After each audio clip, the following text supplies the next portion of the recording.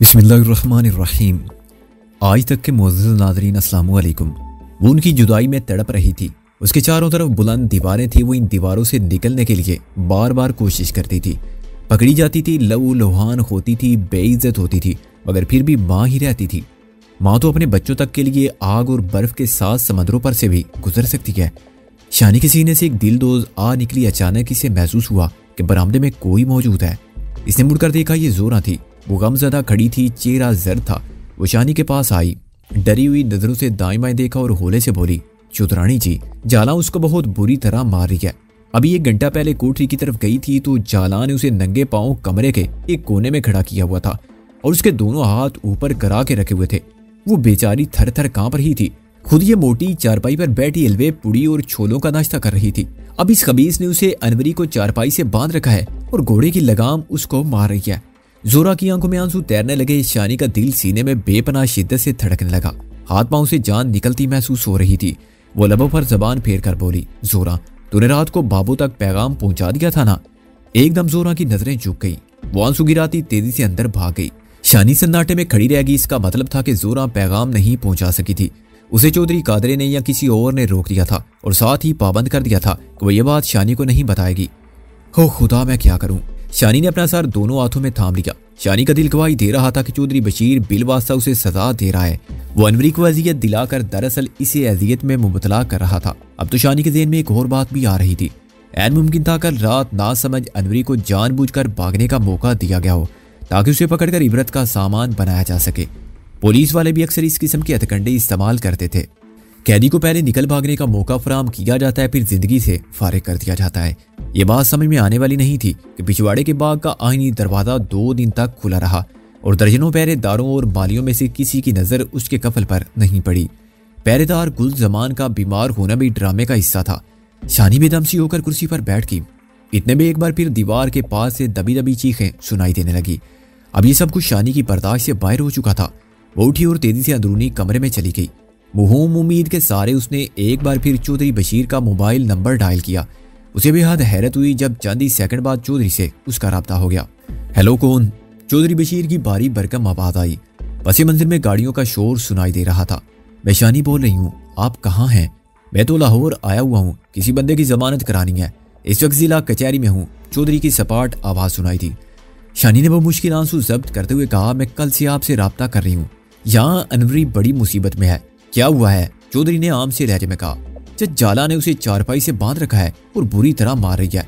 मुझे उस बेचारी का रोना चिल्लाना बरामदे में सुनाई दे रहा है। दूसरी तरफ चलने में गंभीर खामोशी तारी रही। तब चौधरी ने कहा, थोड़ी बहुत सजा तो उसे मिलनी चाहिए थी, लेकिन जो कुछ तुम बता रही हो वो भी ज्यादा है। शायद कादरे ने जाला से कुछ कहा होगा। आप कुछ करें वरना वो उसे मार देगी। शानी रो देने के करीब थी। चंद सेकंड की तकलीफ दे खामोशी के बाद चौधरी की आवाज सुनाई दी, अच्छा, मैं कादरे को फोन करता हूँ, लेकिन अगर फोन ना मिल सका तो फिर? शानी के लहजे में अनगिनत अंदेशे थे। अच्छा, उस लड़की को बुलाओ जो तुम्हारे पास है। क्या नाम है उसका? ज़ोरा। हाँ, बुलाओ उसे। शानी रिसीवर रखकर दौड़ती किचन में पहुंची और ज़ोरा को खींच लाई। चौधरी बशीर ने ज़ोरा से बात की और फोन बंद कर दिया। ज़ोरा के चेहरे पर इत्मीनान, खुशी की मिली जुली कैफियत ने शानी को समझा दिया कि सितमज़दा अनवरी पर से मुसीबत टल गई है। ज़ोरा अपने आंसू पोंछती हुई तेजी से जाला की तरफ चली गई। कुछ ही देर बाद संगमरमर की दीवार के पार से उभरने वाली दिलदोज आवाजें थम गई। शाम को शानी का सुकून एक बार फिर गारत हो गया। उसने छत पर से एक डॉक्टर साहब को देखा। वो अपना मेडिकल बॉक्स थामे तेजी से कोठी के अंदरूनी हिस्से की तरफ जा रहे थे। मुलाजिम भी उनके साथ था। शानी का ध्यान फौरन बाबू की तरफ चला गया। शायद बाबू की तबीयत फिर खराब हो गई थी, मगर 10-15 मिनट बाद उसे पता चला कि डॉक्टर बाबू के लिए नहीं, मुन्ने के लिए आया था। मुन्ने को तेज बुखार था और वो नीम बेहोशी की हालत में था। जिस दिन से शानी ने मुन्ने को झिड़का था उसकी सूरत नजर नहीं आई थी, ना ही बाबू से उसकी मुलाकात हो सकी थी। ज़ोरा की ज़बानी पता चल रहा था कि वो सख्त बीमार है। शानी तड़प उठी। इसने एक बार फिर चौधरी बशीर से मोबाइल पर राब्ता किया। चौधरी गालबन फैक्ट्री में था। उसने बेतासर लहजे में कहा, अब क्या बात है? अनवरी की मरहम पट्टी करवा दी है, इंजेक्शन भी लगवा दिए हैं, वो बिल्कुल आराम से है। मैं मुन्ने के बारे में बात करना चाहती हूँ। उसे सख्त बुखार है। वो तो 2-3 दिन से है। मैं उसे देखना चाहती हूँ। चलने में तवक्कुफ करने के बाद चौधरी ने कहा, मेरे ख्याल में तुम उस बच्चे को उसके हाल पर छोड़ दो तो बेहतर है। मैंने क्या किया है? तुम वो सब कुछ कर रही हो जो उसके लिए खतरनाक है। तुम जानती हो कि वो तुम में बुरी तरह इन्वॉल्व है। तुम उसे और ज्यादा इन्वॉल्व कर रही हो। जब वो तुम्हारे करीब रहना चाहता है तो तुम उसे दुत्कारती भी हो। तुम उसकी सोच और उसके ज़हन के टुकड़े कर रही हो।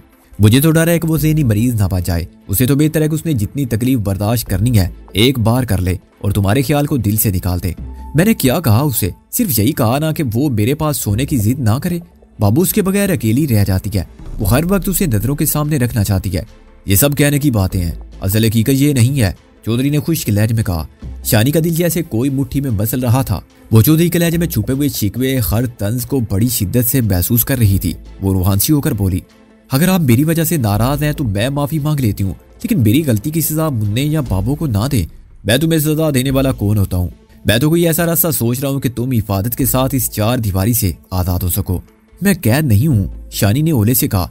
यह फिक्रा उन फिक्रों में से था जो दिल से नहीं सिर्फ जबान से अदा किए जाते हैं, वरना इससे बेहतर कौन जानता था कि वो कितनी जंजीरों में जकड़ी हुई है। चंद सेकंड की खामोशी के बाद उसने कहा, क्या मैं मुन्ने से मिल सकती हूँ? अगर जरूरी समझती हो तो मिल लो, चौधरी ने बताया बेदिली से इजाजत दी। तकरीबन आधे घंटे बाद वो जाला के साथ कोठी में दाखिल हुई। मुन्ने को देखकर इसका कलेजा कट गया। वो सचमुच नीम बेहोश पड़ा था। फूल की पनखड़ियों जैसे होंठ मुरझाए हुए थे। डॉक्टर ने उसे ग्लूकोज लगा दिया था। बाबू जो खुद भी बीमार थी, उसकी तीमारदारी में लगी हुई थी। बाबू के लिबास खस्ता था, बालों में शायद कई दिन से कंघी नहीं की गई थी, उसका रंग हल्दी था। शानी पहले ख्वाबीदा मुन्ने के बोझ से लेती रही, फिर बाबू का मुंह सर चूमने लगी, जैसे बाबू उससे बड़ी ना हो छोटी हो। उसने पानी गर्म करके बाबू को जबरदस्ती नहलाया, उसे इस्त्रीशुदा कपड़े दिए, फिर उसके बालों में देर तक कंघी की। साथ साथ वो मुन्ने का ख्याल भी रख रही थी। वो रात गए तक कोठी में रही और फिर एनेक्सी वापस चली गई। आते हुए उसने चौधरी से कल के बारे में पूछ लिया था। चौधरी ने कहा था कि वो दिन के वक्त हर सूरत एनेक्सी तक ही महदूद रहेगा। आज शाम के बाद जाला या जोरा को भेजकर पता करवा ले कि कोठी में कोई मेहमान तो नहीं है, अगर नहीं तो फिर वो आ सकती है। अगले 3 रोज तक वो बाकायदगी से शाम के बाद कोठी गई और 10-11 बजे तक वहां रही। मुन्ने की तबीयत अब संभल गई थी, बीमारी की वजह ही दूर हो गई तो तबीयत क्यों ना संभलती। उसे शानी की मेहरबान बाएं और गर्म आगोश फिर से मिल गई थी। तीसरे दिन वो अशाश बशाश था। शानी उसे अपने जानों पर बिठाकर चमच से दवा खिला रही थी और वो अदाएं दिखा रहा था। बाबू बिस्तर पर नीम दराज बड़ी महवियत से उन दोनों को देख रही थी। उसकी बुझी बुझी आंखों में अजीब सा तासर था। यकायक बेसाख्ता अंदाज में बोली, शानी अगर मुझे कुछ हो गया तो इन दोनों को संभाल लेगी ना? शानी चौंक कर बाबू की तरफ देखने लगी। क्या मतलब बाबू? बाबू पहले तो घबराई, जैसे डर गई हो कि उसने ऐसी बात क्यों कर दी। फिर संभल कर हंसने लगी। हंसते हंसते बोली, तू तो ऐसे डर गई है जैसे मैं सचमुच अल्लाह को प्यारी हो रही हूँ। पागले, मैं तो तेरा दिल देखती हूँ। जब मेरी किसी ऐसी बात पर तेरा रंग पीला पड़ता है ना, तो मुझे पता चलता है कि तू मुझसे बहुत ज्यादा प्यार करती है। और जिसको कोई इतना ज्यादा प्यार करता हो वो भला मरने की जुरात कर सकता है? शानी की खूबसूरत आंखों में आंसू तैरने लगे। गंभीर लहजे में शानी बोली, बाबू किसी दिन तेरी मेरी इतनी सख्त लड़ाई होनी है ना कि बस कुछ ना पूछो। मुन्ने ने शानी की ठोड़ी पकड़ी और उसकी तवज्जो अपनी तरफ फेर ली। ताती, वो मीठी दवाई अब नहीं खानी। मीठी दवाई कौन सी? वो सफेद वाली, मुन्ने ने कहा। फिर तेजी से शानी की गोद से निकला और साइड बोर्ड की एक दराज से प्लास्टिक की डिबिया में बंद सफेद रंग का सफूफ निकाल लिया। शानी देखती ही पहचान गई ये वही दवा थी जो हजरत साहब अपने 90% मरीजों को देता था और जिसके बारे में कहा जाता था कि हर मरीज के लिए इस मर्ज के मुताबिक दवा का जायका मुख्तलिफ हो जाता है। शानी के माथे पर बल आ गया। बाबू तुम मुन्ने को पहले ये खिलाती रही हो? हाँ शानी। हजरत साहब को टेलीफोन पर मुन्ने की सारी तबीयत बताई थी। फिर उन्होंने अपने एक बंदे के हाथ दवा भेजी थी। बस 2 दिन ही खाई है इसने, फिर तुम्हारे भाईजान ने खाने ही नहीं थी। शानी गहरी सांस लेकर रह गई। बाबू तुम्हारा यकीन है हजरत साहब पर? मैं कोई ऐसी बात नहीं कहना चाहती जो तुम्हें बुरी लगे, मगर कहे बगैर रहा भी नहीं जाता। तुमसे बड़ा प्यार करती हूँ ना। हो सकता है कि मुझे ये गलती लग गई हो, पर मुझे हजरत साहब की और उसके इलाज की कुछ समझ नहीं आई। तुम देखो अगर। मान शानी को चुप होना पड़ा। बैरूनी दरवाजे की तरफ से चौधरी बशीर की आवाज सुनाई दी। वो अभी अभी फैक्ट्री से आया था और मुलाजमा को पुकार रहा था। शानी ने वहां कलाक देखा, 9 बज रहे थे। अच्छा अब मैं चलती हूँ, वो सर पर आंचल लेते हुए बोली। मुन्ना ठिठक गया। ताती आज तो मैं जरूर तुम्हारे पास सोऊंगा, तुम्हारे कमरे में। बाबू मुस्कुराई। देखो इसके दिमाग में अभी तक वो बात अटकी हुई है, बड़ा जिद्दी है। शानी ने कुछ देर उसे टालने की कोशिश की, मगर फिर उसका मूड देखते हुए उसे अपने साथ ले गई। उसके गले में बाएं डालकर उसके साथ लिपट गया और देर तक अपनी मासूमाना बातों से उसका दिल बहलाता रहा। धीरे धीरे दोनों नींद की आगोश में चले गए। दोबारा शानी की आंख एक लम्स के सबब खुली। उसके दाएं रुखसार पर होले होले कुछ रेंग रहा था। इसने आंखें पूरी खोली तो पहले से लगा कि वो कोई सपना देख रही है। एक डरा हुआ एहसास इसके रगों पैर में फैल गया। चौधरी बशीर रुकू के अंदाज में उस पर झुका हुआ था। उसके दाएं हाथ की पूंछ शानी के रुखसार को सहला रही थी। उसके अंदाज में अजीब हिजानी कैफियत थी। उसकी आंखें सुर्खी बायल थी और झुकने के बायस पेशानी की रगें उभर आई थी। शानी जल्दी से उठकर बैठ गई। चौधरी भी पीछे हटकर कुर्सी पर बैठ गया। मुन्ना शानी के पहलू में सो रहा था। शानी ने कुछ कहना चाहा मगर चौधरी ने ऊँटों पर उंगली रखकर उसे खामोश रहने का इशारा दिया और समझाया कि मुन्ना जाग जाएगा। शानी आहिस्ते से बिस्तर से उठ खड़ी हुई। इसकी निगाह सोफे पर पड़ी और वो हैरान रह गई। यहाँ चौधरी का कैमरा और लेंस वगैरह पड़े हुए थे। चौधरी उसकी नजर का जाविया देखते हुए सरगोशी में बोला, दूसरी बार यहाँ आया हूँ। 10 मिनट पहले मुन्ने को देखने आया था, फिर तुम्हें और मुन्ने को साथ लेटे देखा तो अंदर का फोटोग्राफ बेदार हो गया। कैमरा लेने चला गया, तुम्हारी बेखबरी में तुम्हारी तस्वीर बनाई है। उम्मीद है बुरा नहीं मानोगी। शानी मुस्कुरा कर रह गई। इसने दिल में सोचा, मेरे पास बुरा मानने की गुंजाइश ही कहाँ है। चौधरी ने दोनों हाथ आपस में रगड़े और अपने फरबा जिस्म को सुगोड़ा। आज सर्दी रोजाना से ज्यादा है, वो बोला। वो शबे ख्वाबी के लिबास में था, गालिबन बाबू के सो जाने के बाद आया था। शानी ने अतराए इखलाक कहा, आग जला दूं? चौधरी ने इस बात में सर हिलाया। आतिशदान में लकड़ियां पहले से मौजूद थी। शानी ने कैरोसिन डाल दिया, सलाई दिखाई। चौधरी ने कुर्सी उठाकर आतिशदान के पास रख ली। दूसरी कुर्सी पर शानी को बैठने का इशारा किया। आपके लिए चाय बनाऊं? नहीं, मैं कुछ और पी रहा हूं। चाय की जरूरत नहीं, तुम बस पास बैठ जाओ, वो बोला। शानी आंचल दुरुस्त करती साथ वाली कुर्सी पर बैठ गई। चौधरी ने स्लीपिंग गाउन की जेब में से टिन पैक विस्की की क्वार्टर बोतल निकाली और 2 घूंट लेकर वापस गाउन में रख ली। उसके मुंह से उठने वाली बू शानी के लिए अजनबी नहीं थी। वो पांव पिसार कर आतिशदान के सामने बैठ गया और शानी का हाथ अपने हाथ में ले लिया। बहुत सुना था कि प्यार करना या ना करना बंदे के बस में नहीं होता, लेकिन इस बात पर यकीन तुमसे मिलने के बाद आया, उसने कहा। और उसके हाथ ने बेबाकी से शानी के हाथ को मसलना शुरू कर दिया। ये मत समझना कि मुझे मकबूल से या बच्चों से मोहब्बत नहीं, मैं उनसे उतनी मोहब्बत करता हूँ जितनी कोई भी शख्स अपनी फैमिली से कर सकता है। लेकिन जो कुछ तुम्हारे साथ है वो भी अपनी जगह अटल हकीकत है। ये बात तुम भी अच्छी तरह समझ सकती हो कि मैं औरत का भूखा नहीं। मुझ जैसे बंदे के लिए ये बिल्कुल मुश्किल नहीं कि वो हर रात एक खूबसूरत लड़की के साथ गुजारे। मैं गलत नहीं कह रहा, बताओ भाई, गलत तो नहीं कह रहा। शानी ने नफी में सर हिलाया। अब तुम अपनी तरफ देखो, तुम कितने दिन से यहाँ मौजूद हो? क्या तुम्हारे साथ कभी किसी तरह की जबरदस्ती हुई है? इस सवाल का जवाब वाज़ेह तौर पर खाम था, मगर शानी जानती थी कि वो ये जवाब नहीं दे सकती। होंठ बज़ाहिर आज़ाद थे मगर हकीकत में सिले हुए थे। उसने एक बार फिर नफी में सारी लाया। चौधरी की मुकालमेबाजी जारी रही। हल्का हल्का खुमार उसके लहजे से झलकता था। उसका हाथ शानी की हाथ से मसरूफ़ कार रहा। शानी ने मौका गनीमत समझते हुए अनवरी की बात छेड़ दी। वो अनवरी के लिए चौधरी से रियायत हासिल करना चाहती थी। उसने चौधरी से दरख्वास्त की कि किसी भी तरह अनवरी को उसके बाल बच्चों में वापस भेज दिया जाए। चौधरी की पेशानी पर नजर आने वाली लकीरों से अंदाजा हुआ कि ये काम उसके लिए मुश्किल है। बहरहाल ये ऐसी मुश्किल नहीं थी जिसका कोई हल ही ना निकल सके। शानी का इसरार देखते हुए चौधरी ने वादा किया कि वो 2-3 दिन के अंदर इस काम के लिए कोई ना कोई रास्ता ढूंढ लेगा। आधी रात के बाद चौधरी लड़खड़ाता कोठी की तरफ चल दिया। एक करीबी कमरे में जाला और जोरा सो रही थी, लेकिन कौन जानता था कि सो रही हैं या नहीं। खासतौर से जाला के बारे में यकीन से कुछ नहीं कहा जा सकता था। अगले रोज दोपहर को शानी बंद कमरे में देर तक उस मोबाइल फोन को घूरती रही जिस पर वो रुस्तम से राब्ता किया करती थी। इसके दिल की अजीब कैफियत थी। ज़हन गवाही दे रहा था कि सरकश हवाओं का रुख उसकी जिंदगी के सफीने को किसी और समत में धकेल रहा है। वो उस किनारे से दूर होती चली जा रही थी जिस पर रुस्तम खड़ा उसकी राह देख रहा था। अपने आखिरी फोन में शानी ने न जाने किस कैफियत के ज़ेरे असर रुस्तम के दिल में आज की एक किरण रोशन कर दी थी। इसने रुस्तम को इंतजार करने को कहा था, लेकिन अब इसे महसूस हो रहा था कि इसने गलत किया है। वो जानती थी कि वो हर रोज उसके फोन की राह देखता होगा। हर मर्तबा उसकी निगाह फोन सेट की तरफ उठती होगी। वो हर बैल पर चौंक जाता होगा। शानी के लिए ये तसव्वुर करबदाग था कि कोई किसी हवाले से उसका इंतजार कर रहा है, और ये तो इंतजार भी ऐसा था जिसके आखिर में तकलीफ के सिवा कुछ नजर नहीं आ रहा था। शानी के दिल में आई कि वो रुस्तम को एक फोन करे, आज की किरण बुझा दे जो उसने चंद दिन पहले दानिस्ता या नादानिस्ता जगाई थी। वो उसे मुनासिब अल्फाज में ये बात समझा सकती थी कि वो इसका इंतजार करना छोड़ दे। 10-15 दिन पहले बाबू ने एक कार्ड शानी को दिया था। ये मोबाइल कनेक्शन का वाउचर कार्ड था। बाबू ने बताया था कि चौधरी साहब की दराज में ऐसे कई कार्ड पड़े हैं। इस कार्ड का नंबर मोबाइल सेट में दाखिल करके शानी अपने मोबाइल सेट को वर्किंग पोजीशन में ला सकती थी।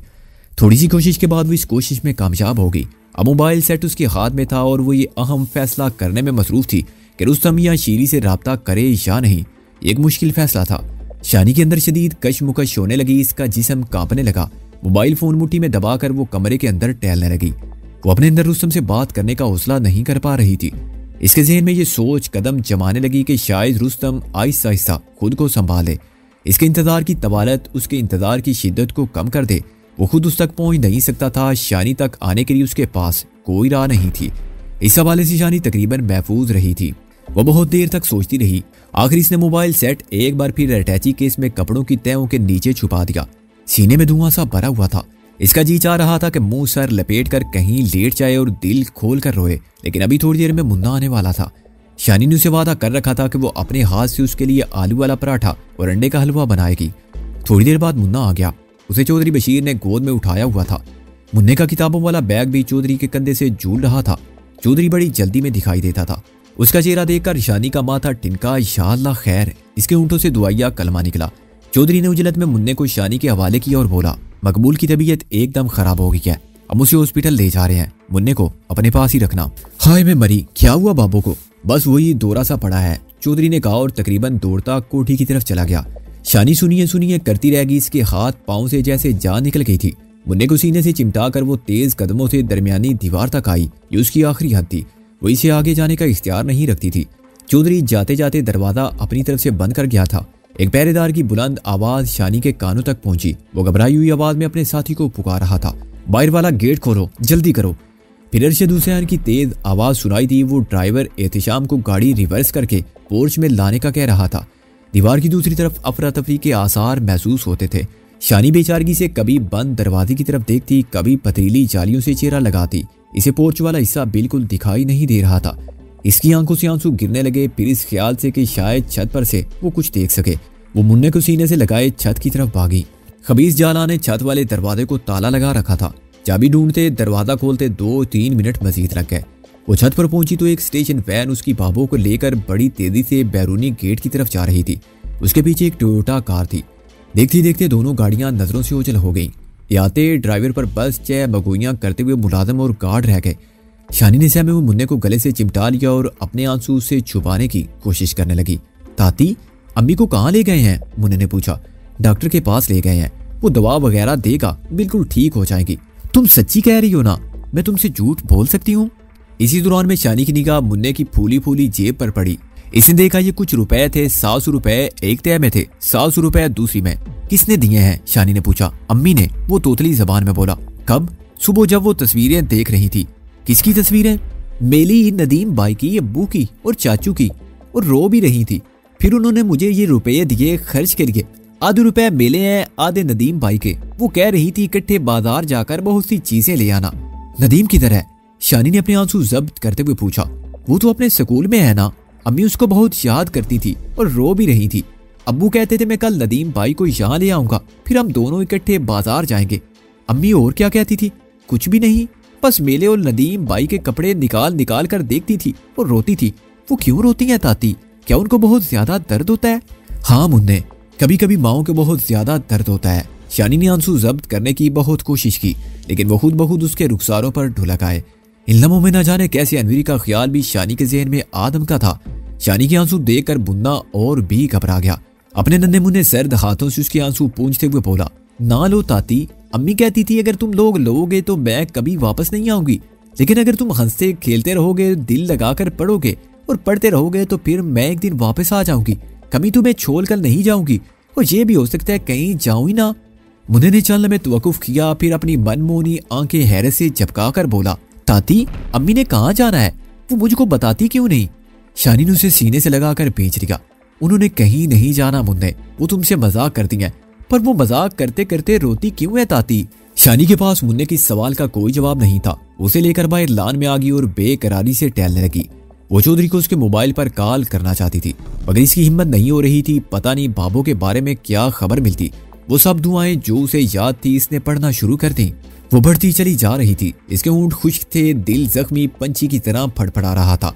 नौमर मुलाजमा जोरा भी पत्थर की तरह साकत और जामद बैठी थी। उसने वो मंदिर देखा था जब बाबू को हॉस्पिटल ले जाने के लिए गाड़ी में डाला जा रहा था। उसका कहना था कि बाबू की हालत बहुत खराब थी। उनकी आंखें बंद थी, मुंह खुला हुआ था और वो बहुत खींच खींच कर सांस ले रही थी। चौधरी बशीर बाबू के साथ ही स्टेशन वैन में सवार था।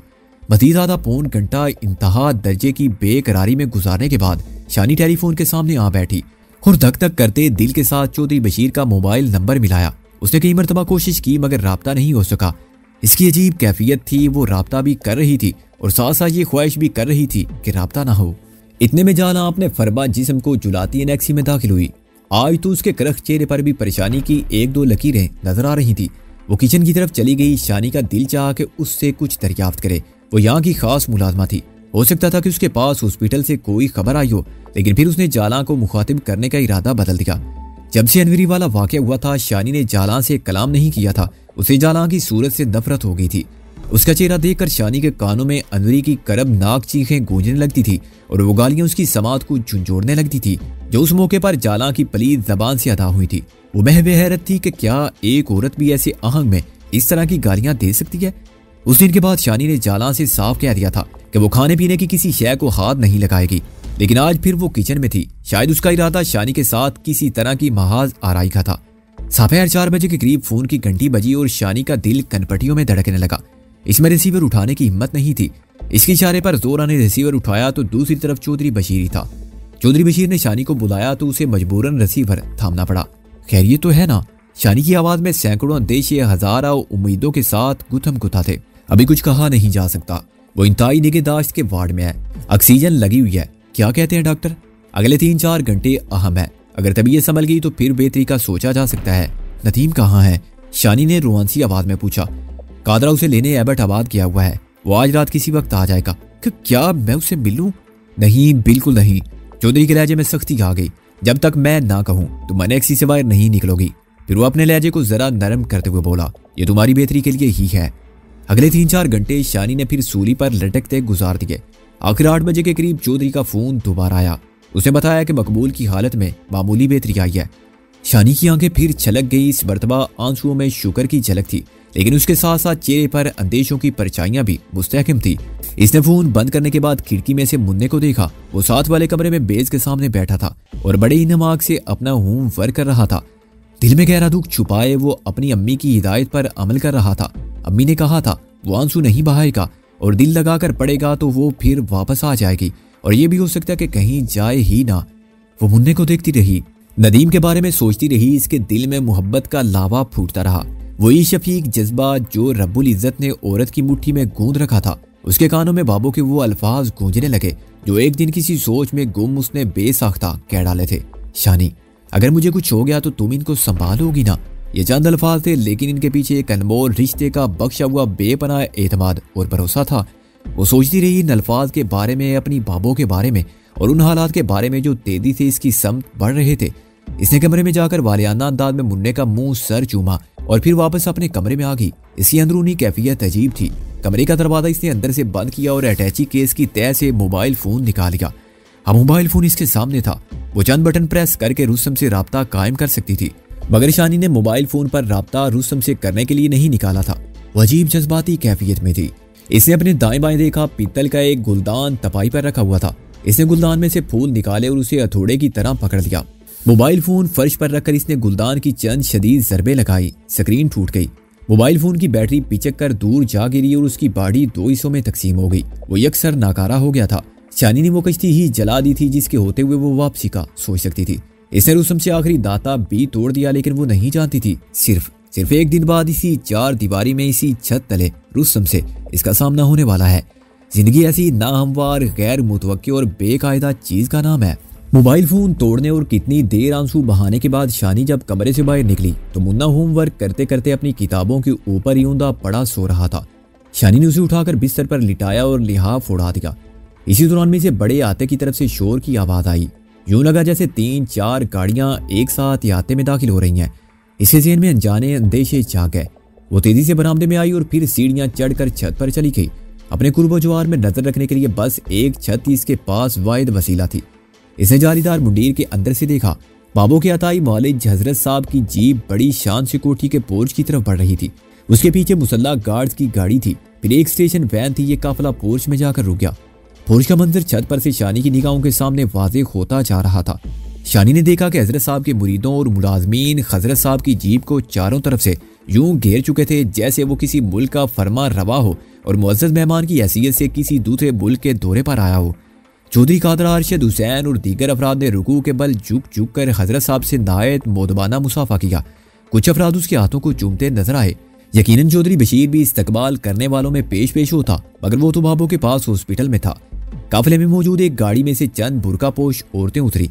फासला काफी था। शानी को उनकी ठीक तादाद मालूम नहीं हो सकी, वो 4-5 के करीब थी। यकीनन उनमें हजरत साहब की 2 या 3 अदद जवान साल बीवियां भी शामिल थी। स्टेशन वैन से 2 मुरीदों ने एक बड़ा पिंजरा भी उतारा। यकीनी बात थी कि इसमें भी कुछ बदनसीब परिंदे होंगे। यूं लगता था कि ये शोबदाबाज मुआलिज इस बात से आगाह नहीं कि उसकी मरीजा चंद घंटे पहले शदीद बीमार होकर हॉस्पिटल पहुंच चुकी है। अगर ऐसी बात होती तो शायद इतनी शानो शौकत से यहाँ कदम रंजा ना फरमाता। शानी के सीने में धुआं भर गया। एक अजीब सी नफरत महसूस की इसने हजरत साहब से और इसकी कार्रवाइयों से। इस कुमाश के लोग अपने अकीदतमंदों के ज़हनों पर यूं गिरफ्त करते हैं कि वो अंधे हो जाते हैं। लोगों की पूरी जिंदगियां बर्बाद हो जाती हैं, मगर फिर भी नताई और झूठे आलमों के बिछाए हुए जाल से नहीं निकल सकते। बाबू अगर आज जिंदगी और मौत की कश्मकश में मुबतला होकर CCU में पड़ी थी तो इस सूरत हाल में इस शख्स का भी बहुत बड़ा हाथ था। लेकिन यहाँ के मकीन आज भी इसके हाथ चूम रहे थे और इन्होंने आइंदा भी चूमने थे। कहीं जिम्मेदारी का तायुन नहीं था, कोई बाज़पुरस नहीं थी। किसी ने ये नहीं पूछना था, हजरत साहब आपने तो इरशाद फरमाया था कि अब परेशानी की कोई बात नहीं, ना ही किसी दीगर इलाज मुआवजे की जरूरत है। बीमारी के साए सिमटते जा रहे हैं, अल्लाह ने चाहा तो मरीजा अगले चांद की पहली तारीखों में भली चंगी हो जाएगी। लेकिन अगर कोई हिम्मत करके ऐसे सवाल पूछ भी लेता तो यकीनी बात थी कि हजरत जी के पास उसके 100 जवाब होंगे। शानी खून के घूंट भरती वापस कमरे में आ गई और मुन्ने के पास लेट गई। जाला ने जोरा को फौरन कोठी भेज दिया ताकि वो मेहमानों की खातिर मिदारत में दूसरे मुलाजमीन का हाथ बटा सके। हजरत साहब और उसके साथियों की आमद के बाद कोठी में हर तरफ अफरा तफरी के आसार महसूस किए जा रहे थे। शानी चुपचाप बिस्तर पर लेटी रही और बाबू की सलामती की दुआएं मांगती रही। मुश्किल 1 घंटा गुजरा होगा कि शानी को एक बार फिर गाड़ियों की इंजन स्टार्ट होने की आवाज सुनाई थी। ये के बाद दीगरे कई गाड़ियां स्टार्ट हुई और दरवाजे खुलने बंद होने की आवाजें आईं। शानी को यूं लगा जैसे हजरत साहब और उसके साथी वापस जा रहे हैं। इतनी जल्दी उनकी वापसी हरगिज मुतवक्को नहीं थी। इसी दौरान में जोरा भी कोठी से वापस आ गई। शानी के पूछने पर उसने बताया, पुराने मेहमान वापस जा रहे हैं चुदरानी जी। क्यों? पता नहीं जी, उन्होंने कुछ खाया पिया भी नहीं, शायद हजरत जी कुछ नाराज हो गए हैं। क्या मतलब? मुझे कुछ ज्यादा पता नहीं जी, पर वहाँ जो बातें हो रही थी उनसे अंदाजा होता है कि वो बड़ी चौधरानी के हॉस्पिटल जाने से नाराज हैं। शानी के अंदर तैश की एक बुलंद लहर उठ गई। इसका दिल चाहा कि हजरत साहब नाम का कोट पतलून वाला शोबदाबाज इसके सामने हो और वो उसका गिरेबान पकड़कर पूछे कि अगर उसकी अपनी बीवियों या कोई अजीजा बाबो जैसी हालत में हो तो वो फिर भी उस पर जंतर मंतर फूंकेगा या हॉस्पिटल ले जाएगा। रात सोते और जागते में बाबो का ख्याल ही शानी के दामन गिर रहा। वो जैसे कांटों के बिस्तर पर थी और किसी करवट चैन नहीं था। जब दिल बहुत घबराता तो वो ख्वाबीदा मुन्ने को सीने से लगा लेती और उसके बाल सहलाने लगती। रात के आखिरी हिस्से में 1-2 घंटे के लिए शानी सो गई। इसकी आंख खुली तो धूप दरख्त की चोटियों पर थी। बरामदे में चिड़ियां जोरों शोर से चहचहा रही थी। मुन्ना सो रहा था। वो उठकर हस्बे आदत लान में आ गई। गर्म चादर इसके कंधों पर थी। टेलीफोन रात भर खामोश रहा था। शानी को कुछ पता नहीं था कि बाबू की तबीयत कैसी है। वो संगी दीवारों की जालियों में से कोठी के आते में झांकने लगी। वो देखना चाहती थी कि चौधरी बशीर हॉस्पिटल से लौटा है या नहीं। अचानक दीवार के पार से एक मुलाजिम ने घबराए हुए लहजे में कुछ कहा। जवाब में कोठी के उम्र रसीदा बारिश बाबा माली जमाल ने कहा, इन्ना लिल्लाही व इन्ना इलैहि राजिऊन।